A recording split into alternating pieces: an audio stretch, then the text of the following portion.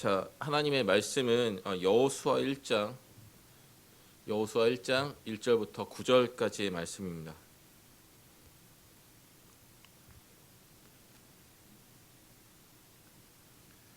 여호수아 1장 1절부터 9절까지의 말씀입니다.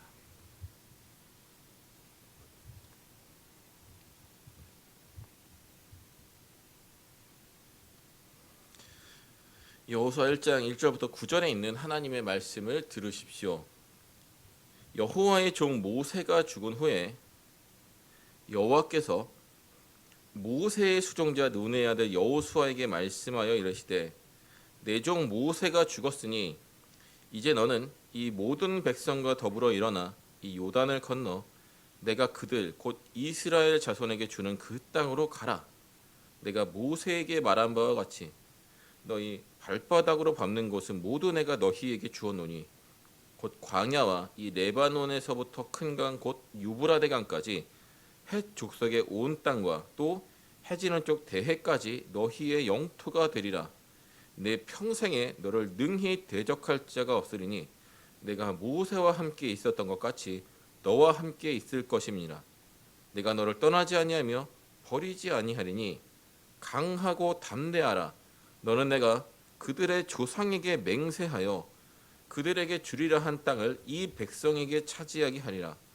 오직 강하고 극히 담대하여 나의 종 모세가 내게 명령한 그 율법을 다 지켜 행하고 우로나 좌로나 치우치지 말라. 그리하면 어디로 가든지 형통하리니 이 율법책을 내 입에서 떠나지 말게 하며 주야로 그것을 묵상하여 그 안에 기록된 대로 다 지켜 행하라. 그리하면 내 길이 평탄하게 될 것이며 내가 형통하리라. 내가 내게 명령한 것이 아니냐. 강하고 담대하라. 두려워하지 말며 놀라지 말라. 내가 어디로 가든지 내 하나님 여호와가 너와 함께 하느니라 하시니라. 아멘. 이 본문은 하나님께서 모세의 뒤를 이어 이스라엘 백성들의 지도자가 된 여호수아를 찾아오셔서 그 지도자 모세의 죽음과 가나안 정복 전쟁을 목전에 두고 불안과 긴장과 두려움에 사로잡혀 있는 여호수아를 위로하시고 격려하시고 용기를 주시며 전쟁의 승리를 보장하시는 내용을 담고 있습니다. 하지만 본문은 이 본문의 주된 내용과는 다르게 여호수아 1장 7절과 8절의 말씀, 특히 8절의 말씀으로 매우 유명합니다. 자, 여호수아 1장 7절부터 8절까지의 말씀은 성경을 묵상하는 방법과 그 묵상의 유익이 무엇인지를 설명하는 구절로서 말씀 묵상이나 큐티를 강조할 때 빠짐없이 등장하는 매우 유명한 본문입니다. 저도 청년 시절에 소위 제자 훈련이라는 것을 이제 많이 받았는데 그 제자 훈련의 표어, 제가 있던 제자 훈련 모임의 표어가 여호수아 1장 8절의 말씀이었습니다. 그래서 이 말씀은 너무나도 친숙한 그러한 말씀입니다. 문제는 이 본문의 주된 요지를 생각하지 않고 사람들이 여호수아 1장 7절 8절 특별히 8절 말씀에 주목하다 보니까 본문이 말하고자 하는 핵심을 놓친다는 것에 있습니다. 결론적으로 이 본문은 성도가 평범한 위기가 아니라 극한의 위기에 빠졌을 때 어떻게 그 위기에서 벗어날 수 있으며 더 나아가 하나님이 그를 통해 이루고자 하시는 위대한 역사를 경험할 수 있는가를 말하고자 하는 본문입니다. 아마 여러분들은 이 본문이 이런 의미를 담고 있다는 것을 전혀 생각하지 못하셨을 것입니다. 자, 먼저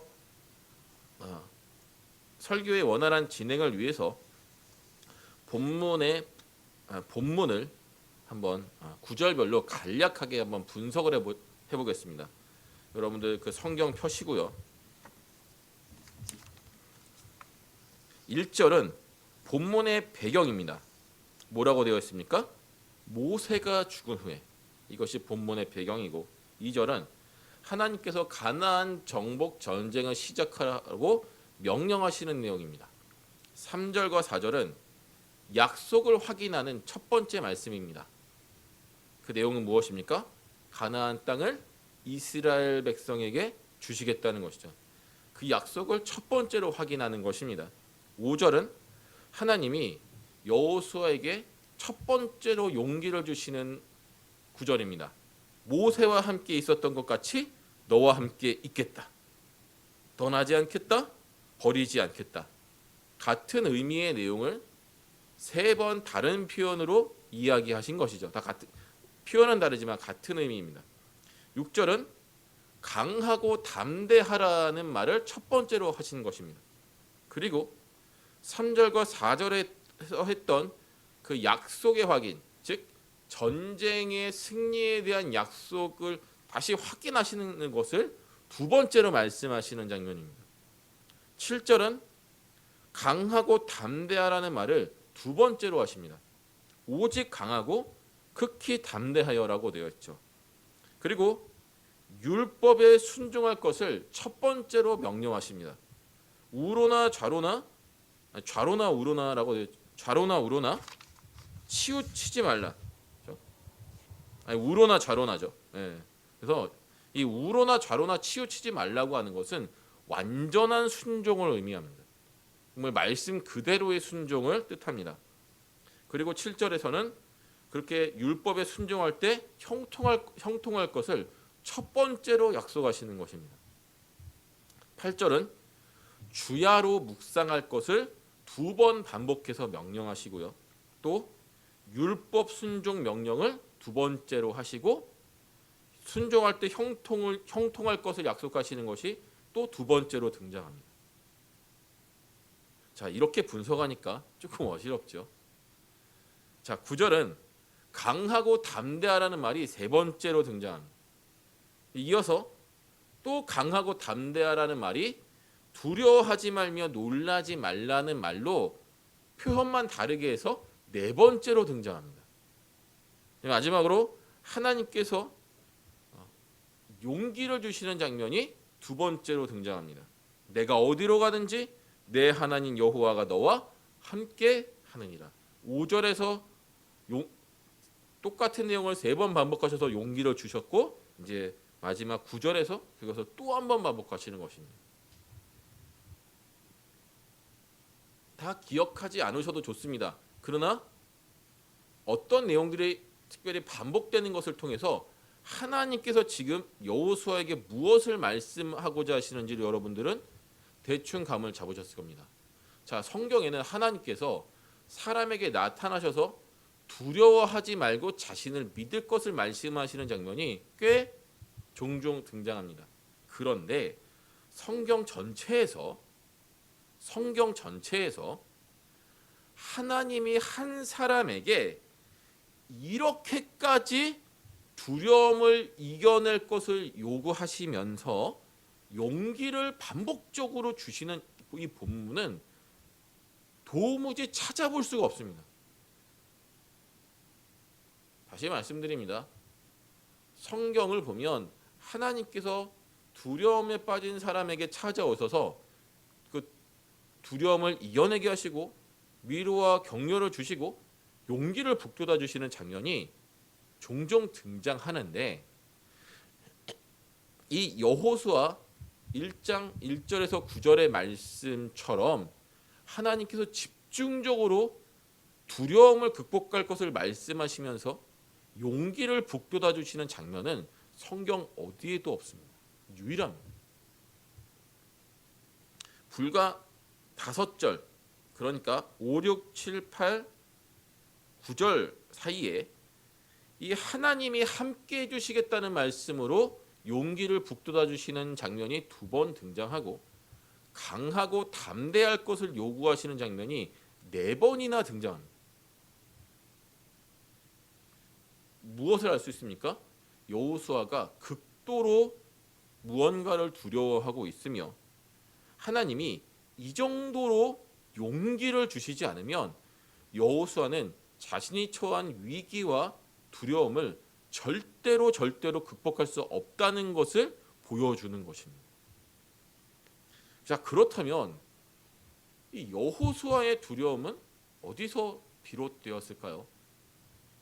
자, 우리가 잘 아는 대로 출애굽한 이스라엘 백성들은 40년 동안 광야 생활을 했습니다. 이 광야 생활을 40년 광야 생활을 기록한 것이 출애굽기와 민수기인데, 놀랍게도 이 출애굽기와 민수기는 광야 생활 1년 차 그리고 2년 차, 마지막 40년 차, 그 40년 차도 5개월밖에 안 됩니다. 대략 2년 6개월 정도의 시간만을 다루고 있을 뿐이고, 나머지 37년 6개월, 대략 38년이라고 보죠. 그 정도의 시간에 대해서는 거의 침묵하고 있습니다.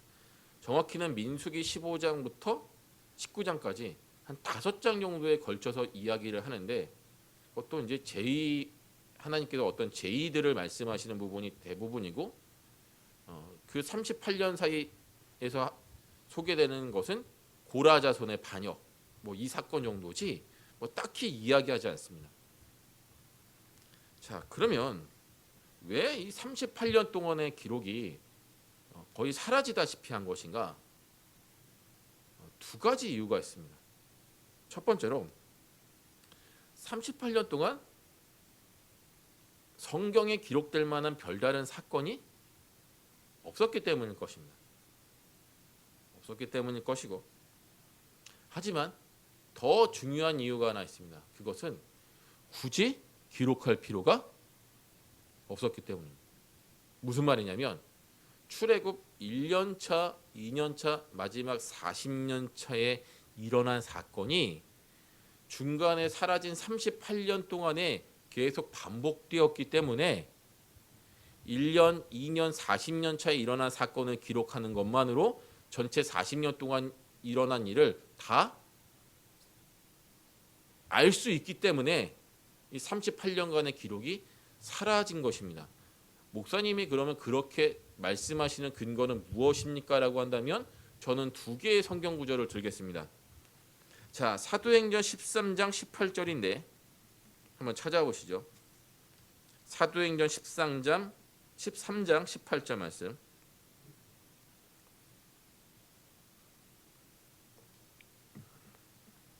사도행전 13장 18절 말씀 찾으신 줄로 알고 제가 읽겠습니다.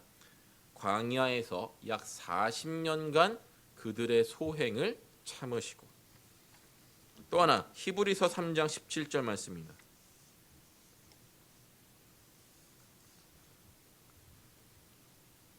히브리서 3장 17절 말씀. 히브리서 3장 17절 말씀 제가 읽겠습니다. 또 하나님이 40년 동안 누구에게 노하셨느냐? 그들의 시체가 광야에 엎드러진 범죄한 자들에게가 아니냐. 이스라엘 백성들이 40년간 한 일은 무엇입니까? 끊임없이 하나님을 대적하고 반역하고 온갖 범죄에 빠진 것입니다. 구체적인 내용은 무엇이죠? 하나님을 원망했습니다. 자신들을 애굽에서 구원해 주신 것을 불평했습니다. 불순종했습니다. 탐욕을 부렸습니다. 하나님의 권위에 도전하고 하나님이 세우신 지도자 모세를 대적하고 심지어 그를 종종 돌로 쳐 죽이려고 했으며, 급기야 우상 숭배와 음행에 빠졌습니다.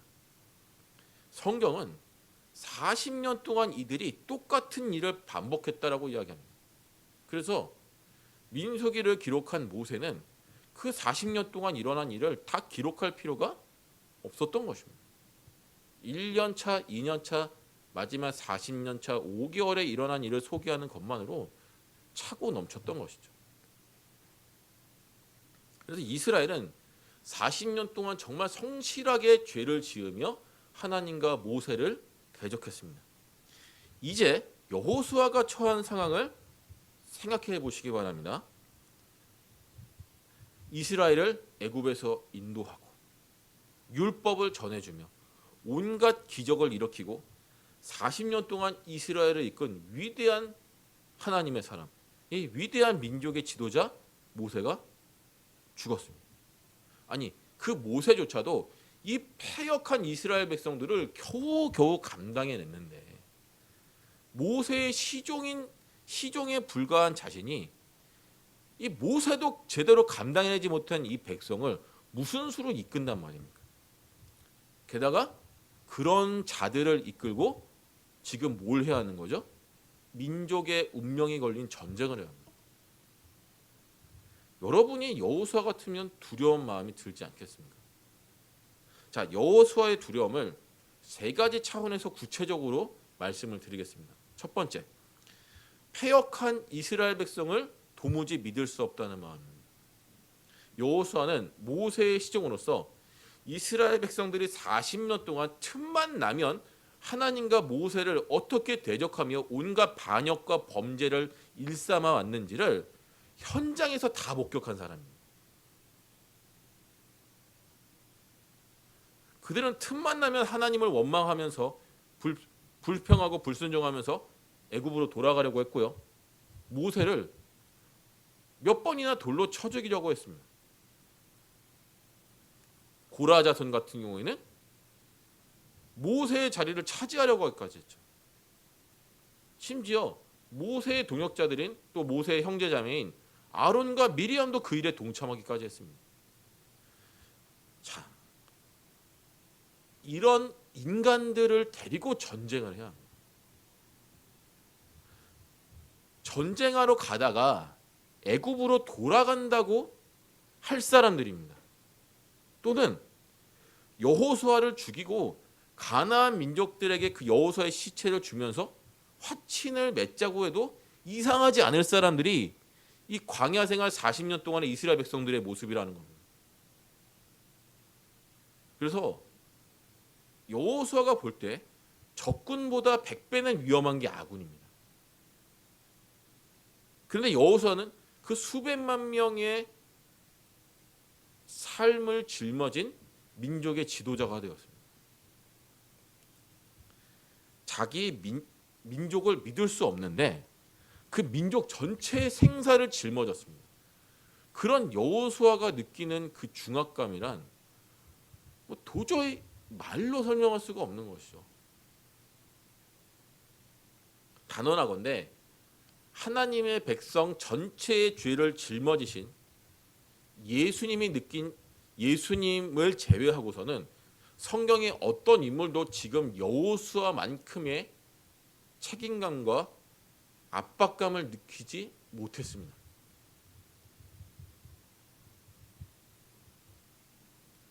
저는 한 가정과 한 교회를 책임지고 있는데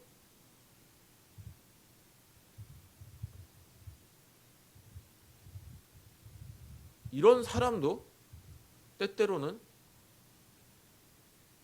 견딜 수 없이 밀려오는 압박감과 그런 책임감 때문에 한동안 잠을 이루지 못합니다. 지금 여호수아는 저 같은 사람이 느끼는 것보다 수백, 수천, 수십만 배 아니 수백만 배의 지금 책임감을 느끼고 있는 거예요. 엄청난 압박감에 지금 짓눌려 있는 겁니다. 여호수아의 두려움 두 번째는 가나안 민족입니다. 여호수아와 사사기를 보면 가나안 족속들은 여리고와 같은 큰 성, 그리고 철병거, 오늘날로 하면 철로 만든 전차를 말합니다. 그런 강력한 최신 무기, 그리고 안악자손 같은 거인 병사, 엄청난 거인들이 이제 있는 것이죠. 키가 몇 미터씩이나 되는 그런 거인 병사들, 그리고 강한 군대를 갖고 있었습니다. 이스라엘 백성들은 어떻습니까? 400년 넘게 노예로만 살았던 사람들입니다. 이들은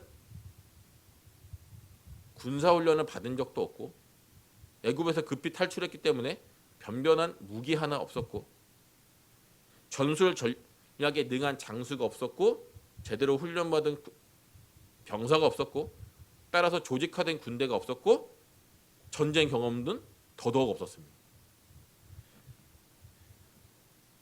민수기를 보면 여호수아는 가나안 족속을 두려워하지 않았습니다. 그래서 12정탐꾼 사건 때 오직 여호수아와 갈렙만 가나안 땅에 가서 전쟁하는 것을 두려워하지 않았습니다. 그런데 아군이 언제 하나님을 배신하고 자신을 죽일지 모르는 그런 상황에서 죄송합니다.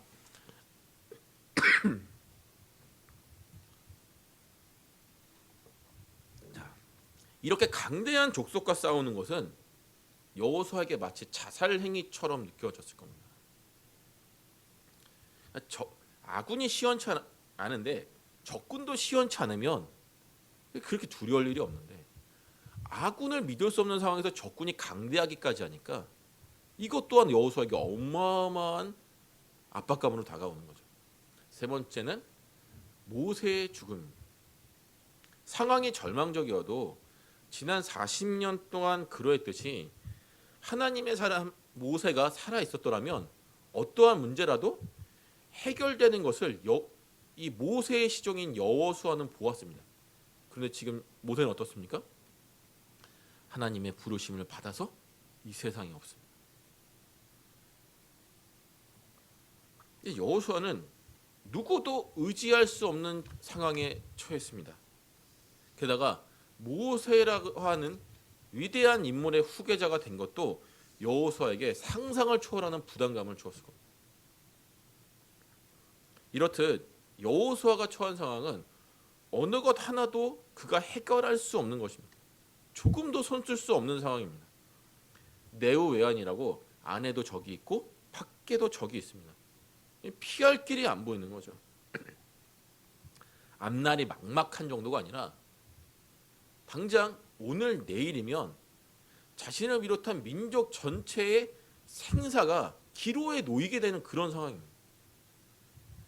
자, 이런 상황에서 어느 누가 두려워하지 않을 수 있겠습니까? 누가 이런 상황에서 강하고 담대할 수가 있겠습니까? 저는 사람으로서는 불가능하다고 생각합니다. 이 여호수아의 두려움과 절망을 누가 이해할 수 있겠으며 누가 조금이라도 해결해 줄 수 있겠습니까? 하지만 하나님은 여호수아가 이 백척간도의 위기에 인생 최악의 위기에 빠진 것을 너무나 잘 아셨습니다. 그 하나님은 여호수아에게 이 전쟁의 승리와 더불어서 언제나 내가 함께 해주겠다라고 하는 약속을 2번 거듭해서 말씀하셨습니다. 여러분들 위기 상황 가운데 갑자기 하나님께서 나타나셔서 두려워하지 말고 놀라지 말라, 내가 너와 함께 하겠다. 그 말씀 들으면 어떨 것 같습니까? 없던 힘도 날 겁니다. 그런데 여호수아는 그 정도로도 안 됐던 겁니다. 그래서 하나님은 여호수아에게 2가지를 명령하십니다. 첫째는 강하고 담대하라는 것입니다. 이는 이 절망적인 환경을 보면서 두려워하지도 말고 놀라지 말라. 깜짝 놀래다는 말이 아니죠. 이 놀라다는 말은 두렵다는 표현을 또 다르게 한 거죠. 힘과 용기를 내라는 것입니다. 앞에서 살펴봤듯이 앞에 5구절 동안 무려 4번이나 반복된 하나님의 명령입니다. 자, 그런데 여기서 우리가 이 말씀의 의도를 정말 잘 생각해야 합니다. 성경을 피상적으로 보지 마십시오. 여러분들이 지금 여호수아의 입장이 돼서 그 하나님의 말씀을 들었다고 생각해 보시기 바랍니다. 자, 여러분은 모두 언젠가는 그 누구도 해결해 줄 수 없을 것 같은 깊은 절망과 좌절과 두려움에 빠진 적이 있었을 것입니다. 그렇죠? 그때 여러분은 가족이나 친구들로부터 힘내라, 두려워하지 말라, 마음을 굳게 먹어라, 너 하나님만 의지해야 한다, 이런 이야기를 들어보신 적이 있을 겁니다. 자, 그런데 문제가 있죠. 자, 지금 힘이 없는 사람에게 힘을 내라고 말해주면 그 사람이 없던 힘을 냅니까?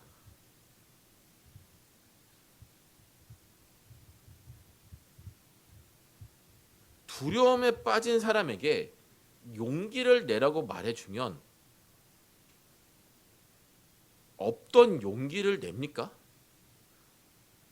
하나님을 의지하라고 말해 죄에 빠진 사람에게, 낙담하고 절망에 빠진 사람에게 하나님을 의지해서 이겨내라고 말하면 그 사람이 지금까지 의지하지 않던 하나님을 더 의지하게 됐습니까?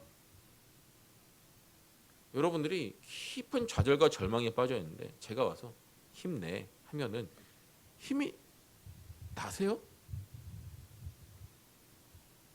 말로 그런 일이 일어나지 않습니다. 말로. 이런 말들은 사실 그렇게 시리와 낙심과 두려움과 절망에 빠진 사람들에게 어떤 위로도 되지 않고 실제적인 도움도 안 됩니다. 정말 말뿐입니다. 지금 여호수아에게 필요한 건 두려워하지 말라, 놀라지 말라, 내가 너와 함께하겠다, 이런 어떤 공연불 같은 뜬구름 잡는 위로와 격려보다는 내가 너를 위해서 기적을 행하겠다, 하늘의 군대를 앞서서 보내겠다 라고 하는 어떤 하나님의 실제적인 도움이 더 필요한 겁니다. 자, 그렇다면 하나님이 지금 아무짝에도 쓸모없어 보이는 이 말씀을 몇 번씩이나 반복해서 하신 그 이 의도를 우리가 알아야 하는 겁니다. 자, 지금 여호수아는 지금의 문제를 감당할 수 있을 만큼 강하고 담대하지 않습니다. 오히려 깊은 두려움과 절망에 빠져 있습니다. 따라서 하나님의 말씀은 여호수아가 스스로 없던 힘을 내서 강하고 담대해지라는 말씀이 아닙니다. 지금 여호수아는 그럴 수 없는 상황입니다. 그러나 잘 들으십시오. 여호수아가 세상의 어떤 문제도 해결하실 수 있는 하나님을 계속 생각하고 진실로 믿으면 하나님이 자신을 도와주실 것을 확신하게 되고, 따라서 그는 자연스럽게 강하고 담대해질 것입니다. 그래서 강하고 담대하라는 하나님의 이 명령은 환경을 바라보며 좌절하고 있는 여호수아의 시선을 의도적으로 전능하신 하나님께로 고정시켜서 그 하나님에 대한 생각과 그 신뢰, 그 믿음을 그 마음에 가득히 채우라고 하는 그 하나님의 권고 같은, 하나님의 그 명령인 겁니다. 우리가 하는 힘내, 하나님만 바라봐, 이런 게 아니라 문제를 해결하는 나를 봐라, 환경 보지 말고 나를 봐라, 그러면 너는 강하고 담대해질 수 있다, 문제에 사로잡히지 않을 수 있다. 지금 하나님이 이렇게 말씀하시는 겁니다. 자, 잘 이해가 안 되실 수 있으니까 제가 한 가지 예를 들어보겠습니다. 자, 부모와 어린 자녀가 길을 가고 있습니다. 한 집을 지나가게 됐는데 그 집에 대문이 열려 있었고 그 집 안에는 한 개가 줄에 묶여 있었습니다. 부모는 그 집을 지나쳤는데 어린 자녀는 그 집을 지나치지 못하고 그 자리에 주저앉아서 두려워하며 벌벌 떨고 있는 겁니다. 이 아이는 큰 개에게 물려서 크게 다친 경험이 있었습니다. 그래서 개만 보면 그 자리에서 벌벌 떨고, 주저앉아서 벌벌 떨고 오줌까지 지르는 겁니다. 그 정도로 개에 대한 공포에 사로잡혀 있는 아이입니다. 이런 상황에서 그 어린 자녀가 두려움을 극복하고 그 개가 있는 집을 용기 있게 지날 수 있게 하는 방법이 뭘까요? 간단합니다. 개를 보지 못하게 하면 됩니다. 개를 의식하지 않게 하면 됩니다. 지금 그 자녀의 시선은 개에게 쏠려 있습니다. 개가 묶여 있는 걸 알면서도 온통 그래서 그 개가 자신에게 달려들 수 없다는 것을 알면서도 그 계획에, 과거의 경험에 완전히 지금 시선이 빼앗겼기 때문에 나아갈 수가 없습니다. 그래서 그 시선을 의도적으로 다른 데로 돌려주면 됩니다.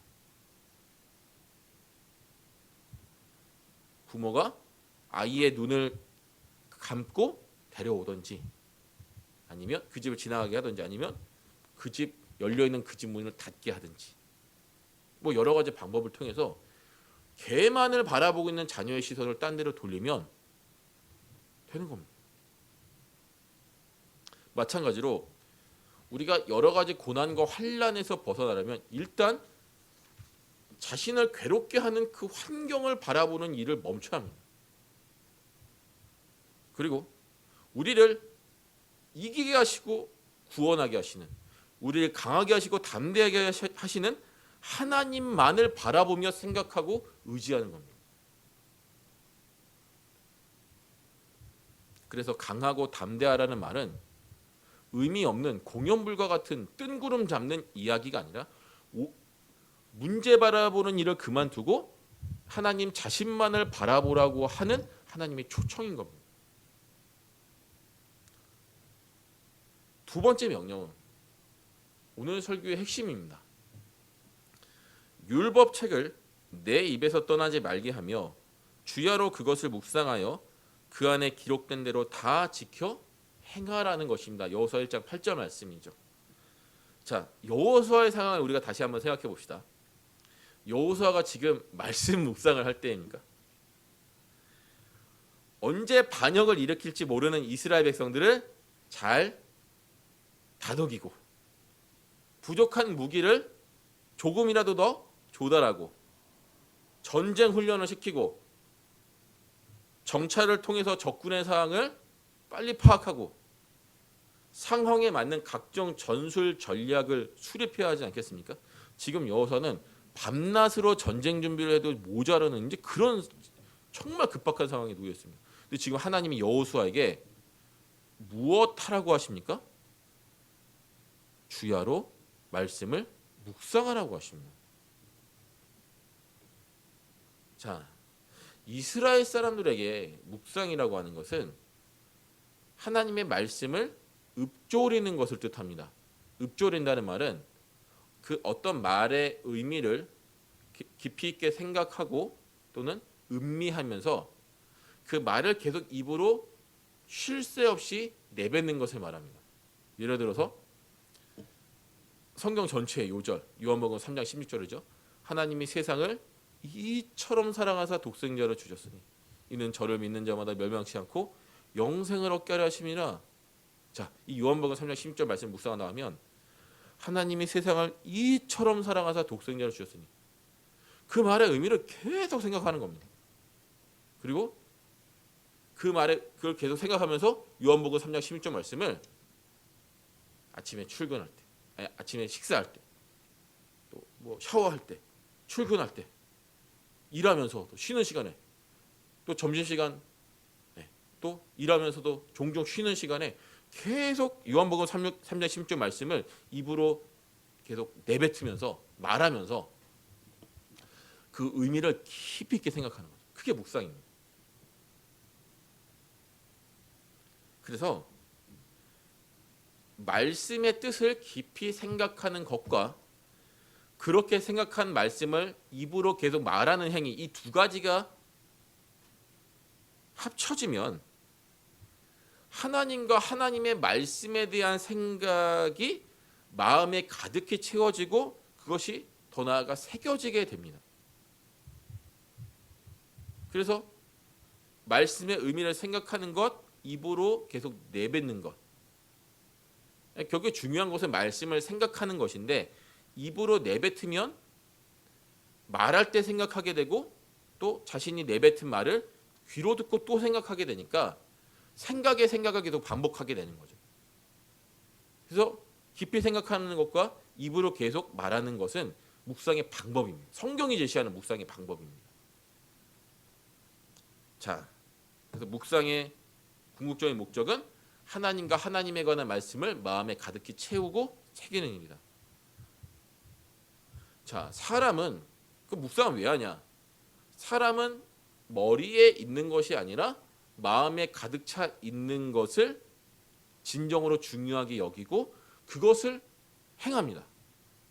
따라서 묵상을 통해 말씀을 머리가 아니라 마음에 가득히 채우면 그제서야 비로소 그 말씀이 내 인생에서 가장 중요한, 정말 중요한 것이 되고 인생의 기준이 됩니다. 그 결과가 무엇일까요? 말씀대로 사는 순종의 삶입니다. 그래서 묵상이라고 하는 것은 하나님의 말씀을 이 마음에, 더 나아가 인생 전체에 적용하는 하나님의 방법입니다. 하지만 묵상하지 않으면 말씀이 머리에만 머무니까 책을 많이 읽고 성경 공부를 많이 해도 영적인 기근, 영적인 피폐한 가운데 얼마든지 빠질 수 있습니다. 저 같은 목사들이, 신학자들이 빠지는 가장 큰 위험 중에 하나입니다. 성경에 통달했는데 그 말씀이 마음에 들어간 것이 없으니까 아주 메마른 사람이 되는 거죠. 그 대표적인 사람들이 바로 바리새인입니다.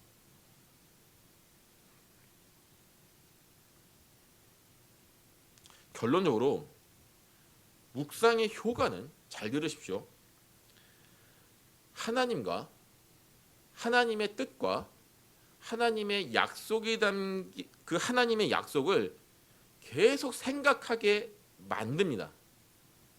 그러면 생각한 만큼 하나님과 하나님의 뜻과 하나님의 약속이 마음에 새겨집니다. 마음에 새겨진 만큼 하나님을 믿고 의지하고 신뢰하게 됩니다. 또 믿음만큼 순종하게 됩니다. 또 우리가 그렇게 믿은 대로 우리를 향한 하나님의 뜻과 계획이 반드시 이루어지리라는 소망을 갖게 됩니다.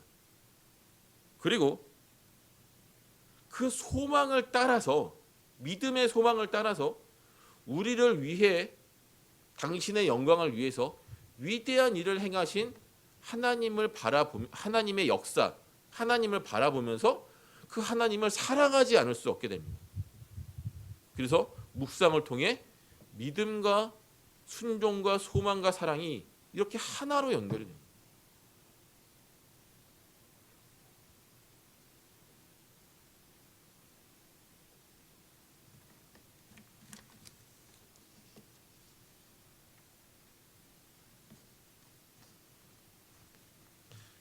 그래서 1장 8절 말씀에 입에서 율법책을 떠나지 말게 하라, 주야로 묵상하라는 말은 같은 말이죠.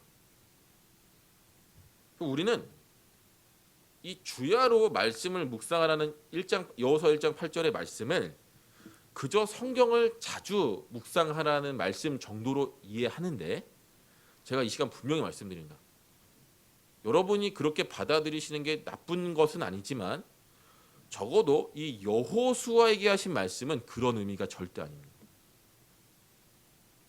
하나님의 요구를 문자 그대로 생각해야 합니다. 지금 하나님은 두려움과 절망으로 밤을 지새우며 밤낮으로 전쟁을 준비해도 시간이 부족한 여호수아에게 그 전쟁을 준비하는 일보다 밤낮으로 하나님의 말씀만을 생각하며 사는 것이 훨씬 더 중요하다고 말씀하시는 겁니다. 넌 지금 전쟁 준비할 때가 아니야. 밤낮으로 말씀을 묵상해야 한다. 근데 그 밤낮이 종종 자주가 아니라 문자 그대로의 밤낮입니다. 그러니까 지금 하루 종일 말씀에 파묻혀 살라는 것입니다. 지금. 자, 그렇다면 지금의 여호수아가 처한 이 급박한 상황에서 왜 그는 주야로 묵상해야만 하는가? 그 이유를 이제 말씀드리겠습니다. 그것은 지금 여호수아에게 승리를 보장해 주시고 함께 하시겠다는 그 하나님의 약속보다는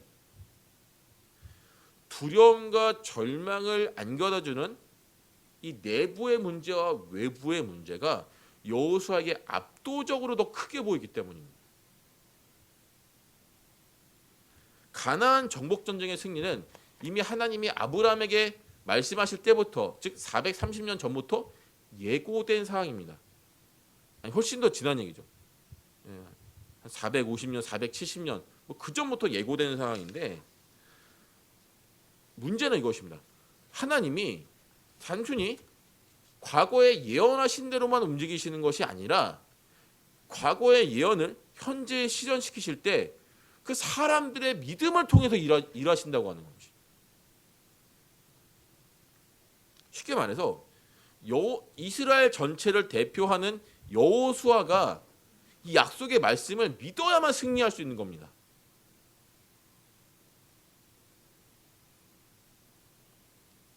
근데 지금 여호수아가 처한 상황은 어떻습니까? 이 하나님에 대한 약속의 믿음을 조금도 유지할 수가 없습니다.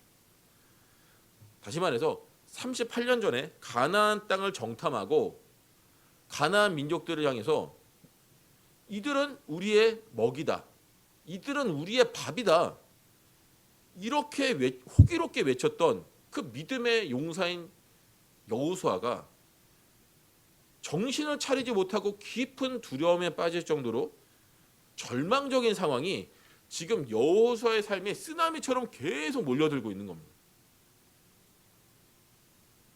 그 결과 지금 여호수아는 하나님에 대한 생각, 믿음, 신뢰, 약속, 이 모든 것을 머리와 마음에서 깨끗하게 비워낸 상태입니다.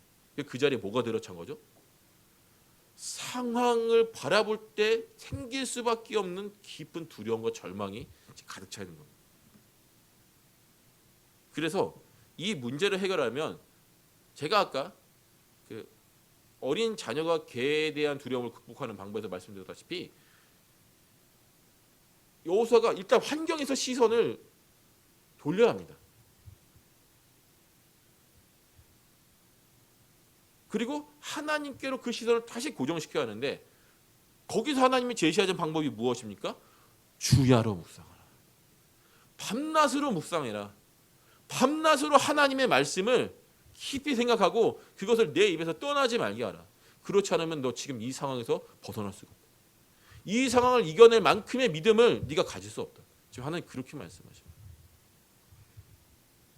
그래서 여호수아처럼 인생의 벼랑 끝에 정말 말로 표현할 수 없는 극한의 위기 상황에 빠진 사람은 어떻게 하느냐?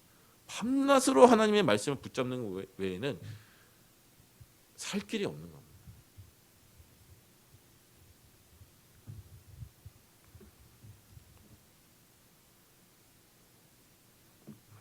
어린아이가 자신이 해결할 수 없는 문제를 만났을 때 누굴 찾습니까? 엄마를 찾죠. 그러면 그 이유는 무엇이냐? 그 어린아이에게는 엄마라면 자신이 처한 모든 문제를 해결해 줄 수 있다라고 하는 강력한 믿음이 있어서 그렇습니다.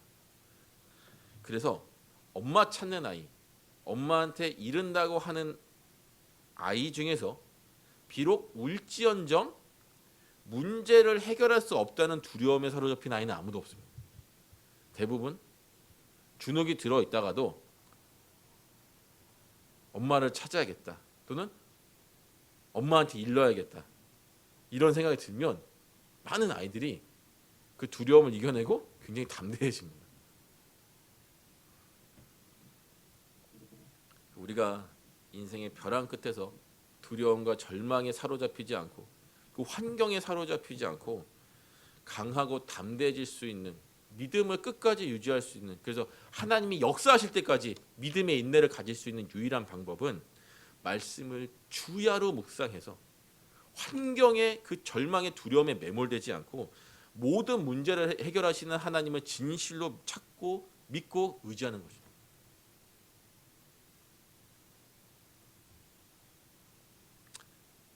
여러분들 여호수아처럼 인생의 벼랑 끝에 서 계십니까? 조금 더 해결할 수 없는 심각한 문제에 빠지셨습니까? 진정한 문제는 문제의 심각성이나 크기에 있는 것이 아닙니다. 어떠한 문제도 해결하실 수 있는 전능하시고 선하신 하나님을 믿고 찾고 의지하지 않는 것에 있습니다. 그러니 주야로 말씀을 묵상하시고 하나님을 진실로 한번 믿어 보십시오. 이기게 하시는 하나님을 생각함으로 강하고 담대하십시오. 그래서 주야로 묵상하는 일을 통해서 하나님의 구원을 경험하는, 그리고 이기게 하시는 하나님을 만나는 여러분들이 되시기를 소망합니다. 기도하겠습니다. 하나님 아버지, 말씀을 주야로 묵상하는 말의 진정한 의미를 여호수아의 저한 상황을 빗대어 한번 살펴보았습니다. 우리가 극한의 환난과 위기에 빠졌을 때, 누구도 해결할 수 없고 조금도 손쓸 수 없는 깊은 두려움과 좌절과 절망에 빠졌을 때, 말씀을 주야로 묵상함으로 우리의 시선을 오직 하나님께로 고정시키고 참 믿음을 회복해서 하나님의 위대한 구원과 이기게 하심을 경험하는 사람들이 다 되게 하여 주시옵소서. 예수님의 이름으로 기도합니다. 아멘. 찬송가 630장 진리와 생명 되신 주 찬송합니다. 630장입니다.